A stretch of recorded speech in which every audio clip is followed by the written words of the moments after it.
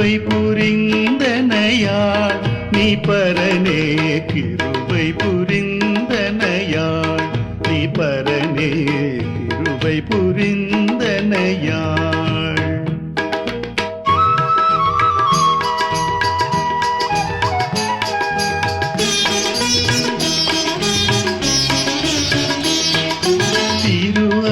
நீடுமை ஞான திரித்து வரில் நரனாகிய மாதுவின் வித்து கிருபை புரிந்தனையாள் நீ பரனே கிருபை புரிந்தனையாள்.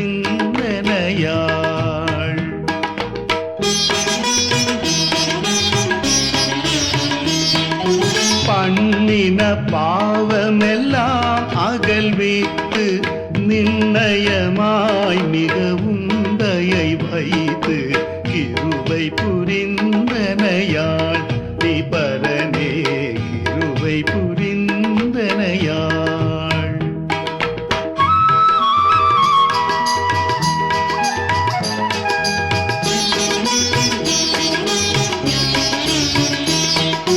தந்திரவான் கடியின் சிறை மீட்டு எந்தை மகிழ்ந்துந்தன் அன்பு பாராட்டு கிருபை புரிந்தனையாள் நீ பரனே கிருபை புரிந்தனையாள்.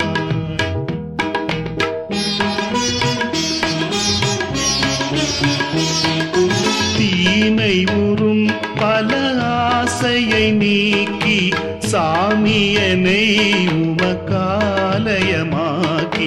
கிருபை புரிந்தனையாள் நீ பரனே கிருபை புரிந்தனையாள்.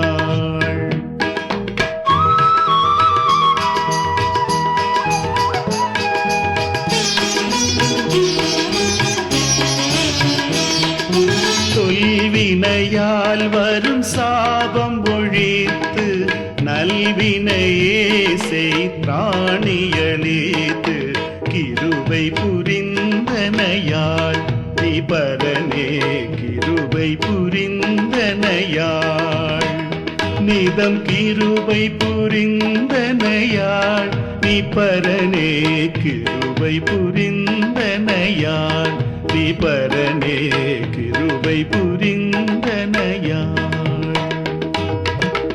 வணக்கம். இந்த நாளில் சின்ன சின்ன வெளிச்சங்களில் இன்னொரு புதிய சிந்தனையை தெரிந்து கொள்வோம்.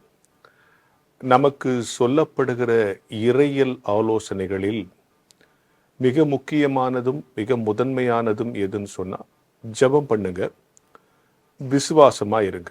ஜெபம் பண்ணு, விசுவாசமாக இருங்க. இது நமக்கு சொல்லப்படுகிற, அன்றாடம் சொல்லப்படுகிற, எல்லா இடங்களிலும் சொல்லப்படுகிற கிறிஸ்தவ ஆலோசனை. இன்னும் சொல்லப்போனால் இதை கட்டாயம் செய்யணுங்கிறத நம்ம எல்லாரும் எதிர்பார்க்கிறோம்.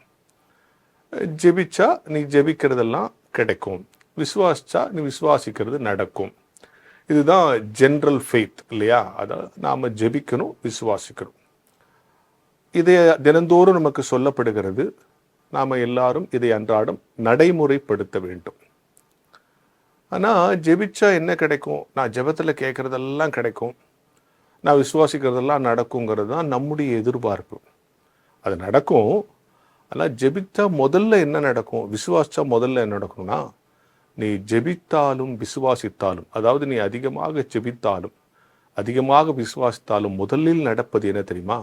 சாத்தானுடைய போராட்டம். என்ன சார் இது? ஜெபம் பண்ணுன்னு சொன்னீங்க, நாங்கள் ஜெபம் பண்ணுறோம். விசுவாசின்னு சொன்னீங்க, விசுவாசிக்கிறோம். இதெல்லாம் செஞ்சால் சாத்தானுடைய போராட்டம் வர்றதுக்காக இதெல்லாம் செய்கிறோம். ஆமாம். யார் அதிகம் ஜெபிக்கிறார்களோ, யார் அதிகம் விசுவாசிக்கிறார்களோ அவர்களுக்குத்தான் சாத்தான் போராட்டத்தை கொண்டு வரும். ஆனால்தான் நம்ம பேசும்போது ஜெப வீரரா இருங்கள், விசுவாச வீரரா இருங்கள் அப்படின்னு சொல்றாங்க தெரியுமா? ஏன் அந்த ரெண்டுக்கோட வீரர்ன்ற வார்த்தை சேர்க்கிறாங்கன்னா, போராட்டம் வரும், சாத்தானோட போராட்டம் வரும். அப்போ ஜெபிக்கிற வீரன் சாத்தானை ஜெயிக்க முடியும், விசுவாசிக்கிற வீரன் சாத்தானை ஜெயிக்க முடியும். இப்போ ஒரு கேள்வி, ஏன் சார் ஜெபிக்கிறோம் விசுவாசிக்கிறோம், நம்மளை போய் சாத்தான் தொந்தரவு பண்றான், நம்மளை வீழ்த்துறானே, இதை எப்படி கடவுள் அனுமதிக்கிறாரு? நான் ஜெபிச்சா ஏன் சாத்தான் ஜெபிச்சா எனக்கு சாத்தான் வரக்கூடாது இல்லை, விசுவாசிச்சா சாத்தான் வரக்கூடாது இல்லை.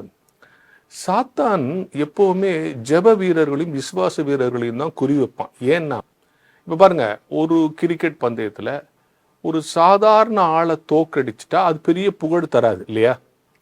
ஒரு லீக் மேட்ச்சில், சாதாரண டெஸ்ட் மேட்ச், சின்ன ஜோனல் லெவலில் ஆடுற ஒரு கிரிக்கெட் வீரரை ஜெயிச்சா அது பெரிய விஷயம் இல்லை. ஆனால் ஒரு டெஸ்ட் பிளேயரை உலகளாவிய ஒருத்தரை ஜெயிச்சா ஜெயிக்கிறவருக்கு பெரிய, அவரே ஜெயிச்சிட்டார் சார் இவர். அப்போ சாத்தான் என்ன பண்ணுவான், யார் கடவுள்கிட்ட அதிகமாக விசுவாசிக்கிறாங்களோ, யார் ஜெபிக்கிறாங்களோ அவங்கள வீழ்த்துறது தான் அவனுக்கு பெருமைன்னு நினைப்பான். அதனால் சாதாரணமாக இருக்கிறவங்கள அவன் தொந்தரவு பண்ண மாட்டான். ரொம்ப ஸ்ட்ராங்காக இருக்கிறவங்கள, நான் சொன்ன மாதிரி ஜெப வீரர்களாக இருக்கிறார், விசுவாச வீரர்களாக இருக்கிறவங்கள தான் வந்து அட்டாக் பண்ணுவான். எனவே அப்படிப்பட்டவர்களை ஜெயிப்பது சாத்தானுக்கு பெருமை. அப்படிப்பட்ட சூழலிலும் சாத்தானுக்கு அடிபடியாமல் இருப்பது கடவுளுக்கு பெருமை.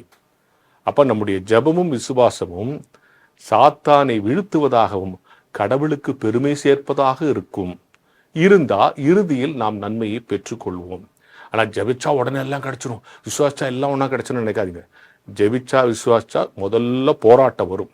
இந்த போராட்டத்தை ஜெயித்து கடவுளுக்கு நாம் பெருமை சேர்க்கும் போது கடவுள் நம் ஜெபத்திற்கான விசுவாசத்திற்கான மகிமையை நமக்கு சேர்ப்பார் என்கிற ஞான வெளிச்சத்தோடு இந்த நாளை தொடங்குவோம்.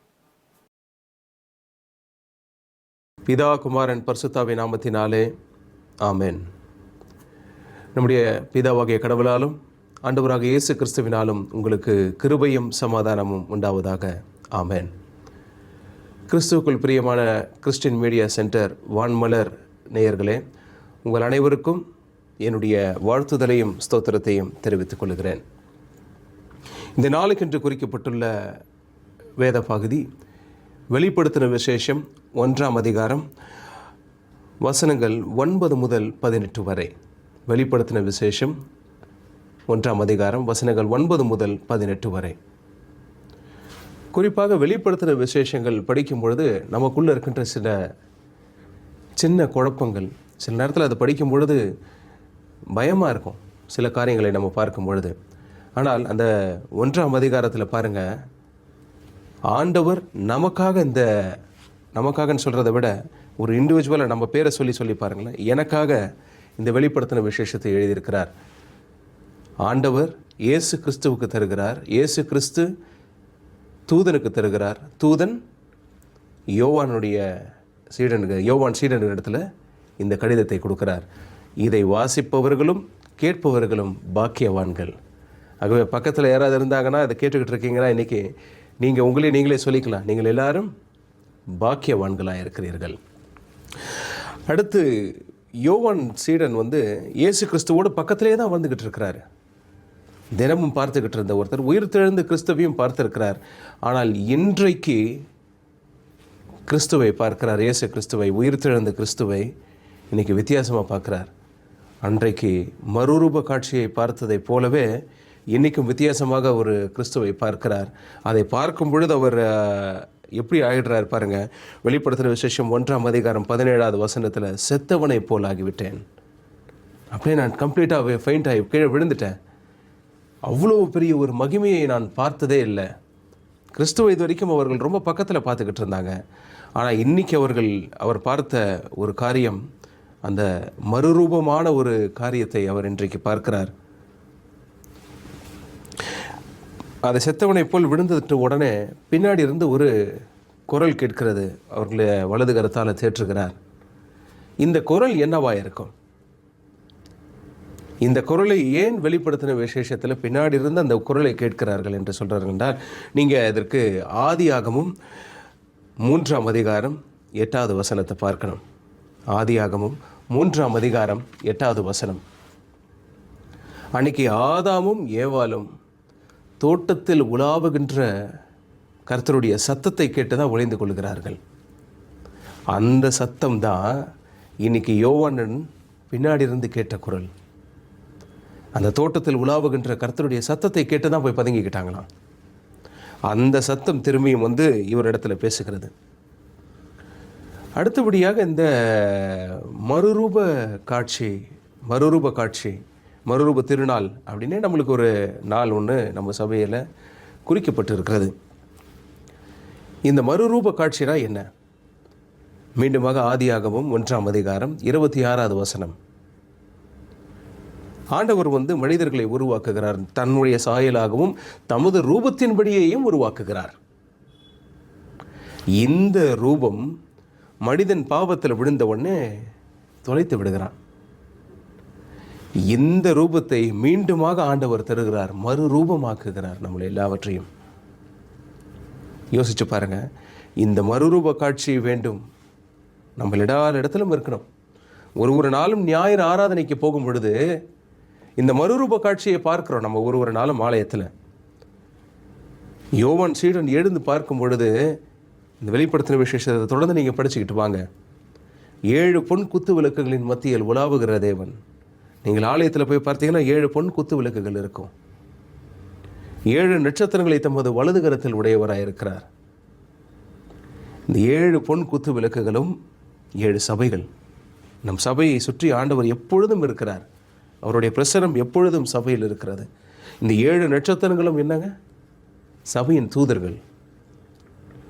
அவர்கள் எல்லாவற்றையும் தமது வலது கரத்தில் ஏந்தி கொண்டு இருக்கிறார். சபை இன்னும் அவரோட கண்ட்ரோலில் தான் இருக்குது. நாம் அவருடைய பலத்த கரத்திற்குள்ளாக அடங்கி இருக்கிறோமா? அதைத்தான் நம்ம பார்க்கணும். இந்த மறுரூப காட்சி உயிர்த்தெழுதல நமக்கும் கிடைக்கின்றது. 1 கொரிந்தியர் 5ஆம் அதிகாரம் 15ஆம் அதிகாரம் 1 கொரிந்தியர் 15ஆம் அதிகாரம் 51வது வசனம். இமைப்பொழுதிலே நாம் எல்லாரும் மறுரூபமாக்கப்படுவோம். நாம் எல்லாரும் அதே ஆதி ஆகமத்தில் ஏதேன் தோட்டத்தில் ஆதாமும் ஏவாளும் எந்த ரூபத்தில் எந்த சாயல் இருந்தாங்களோ, உயிர்த்தெழுதலின் திருநாளில் நாம் எல்லாரும் அந்த மறுரூபமாக்கப்பட்டு ஆண்டவரோடு கூட இருப்போம். இந்த மறுரூப காட்சி இல்லாமல் நம்மளால் இந்த லெந்து காலத்திற்குள்ளாக போக முடியாது. உயிர்த்தெழுந்த கிறிஸ்து இந்த மறுரூப காட்சியில் நம்மோடு வெளிப்படுகிற காட்சியை நம்ம பார்க்காம லெந்து காலத்திற்குள்ளாக நம்ம போனோன்னா அது அர்த்தமற்றதாகி போய்விடும் நமக்கு.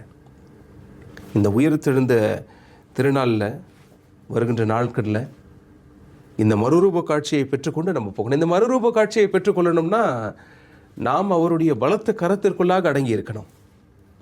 இந்த பலத்த கரத்திற்குள்ளாக அடங்கி இருக்கணும். அந்த 7 நட்சத்திரங்களை ஆண்டவர் கையில் வைத்து கொண்டிருக்கிறார். அதை வலதுகரம் தான் சொல்லுவாங்க. எதற்கு வலதுகரம் சொல்கிறாங்கன்னா, அந்த ஸ்ட்ராங் ஹோல்ட், கெட்டியமாக பிடித்து கொண்டு இருக்கிறார்.